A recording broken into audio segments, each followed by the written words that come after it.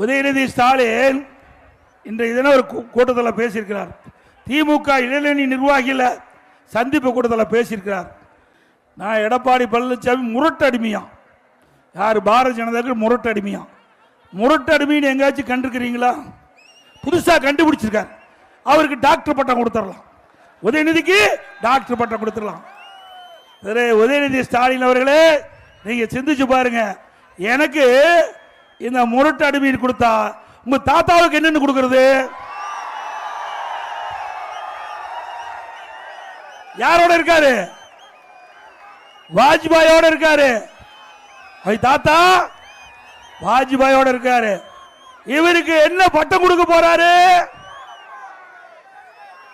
ஆக உதயநிதி ஸ்டாலின் அவர்களே தெரிஞ்சு பேச வேண்டும். கட்டுக்குட்டி நீங்க. ஆக வாய்க்கு வந்ததெல்லாம் பேசக்கூடாது.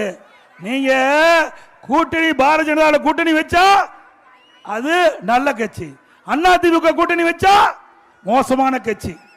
ஏங்க அரசியல்ல ஒவ்வொரு தேர்தல் வருகின்ற பொழுது அந்த வாக்குகள் சிந்தாம சிதறாம கூட்டணி அமைச்சு வேட்பாளர் நிறுத்தி வெற்றி பெறுவது எல்லா கட்சியிலும் இருக்குது. இப்போ அதிமுக கட்சியில் யாரெல்லாம் கூட்டணி வச்சாங்களோ அவங்க தான் திமுக கட்சியில் இப்போ கூட்டணி இருக்கிறாங்க. திமுக கட்சியில் யாரெல்லாம் கூட்டணி அங்கம் வச்சாங்களோ அதுதான் அதிமுக இருக்கிறாங்க. ஆக தேர்தலுக்கு தேர்தல் மாறுபடும். அதை வைத்துக் கொண்டு இன்றைய தினம் உதயநிதி ஸ்டாலின் பேசுறார்.